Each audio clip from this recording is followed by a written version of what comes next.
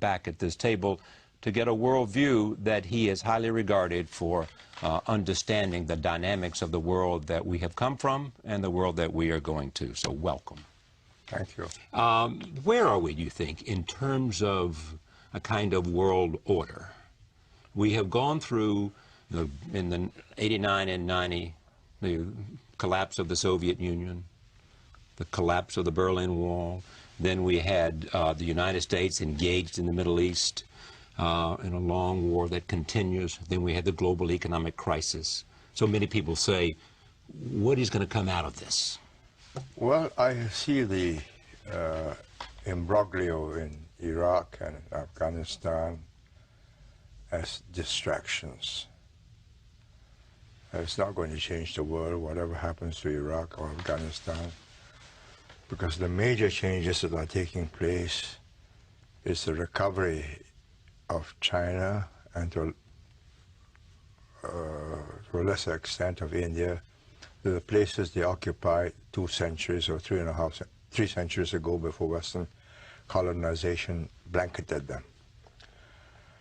3 centuries ago, they were, between the two of them, 60% of the world GDP, just the population and the production that they put out. China is again on the growth path. She's now a member of WTO.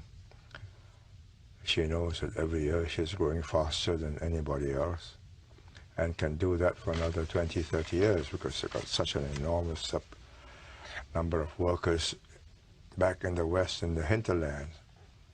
8, 9%, 10%, no trouble at all. But after that, then they reach a ceiling where the labor is concerned, and they got to increase productivity. But by then, in 30 years, they would have an economy, not per capita, but in total terms, bigger than the USA, which means they've got resources to build up political, strategic, and other influence. And in fact, in anticipation of that, people already treat her differently because they know that this is going to be a big fellow around the block. It's a watershed. I mean, the world order that we knew was dominated by the Caucasian peoples. Europe, technology, sailing ships, then aircraft, they conquered the world. Industrialization. Globalization. Globalization. Well, industrialization first, and then they globalize it. And America is the extension of Europe, with a difference in that she's more embracing of other races. The 20th century was the American century. The first half of the 21st century, a large part of it will still be the American.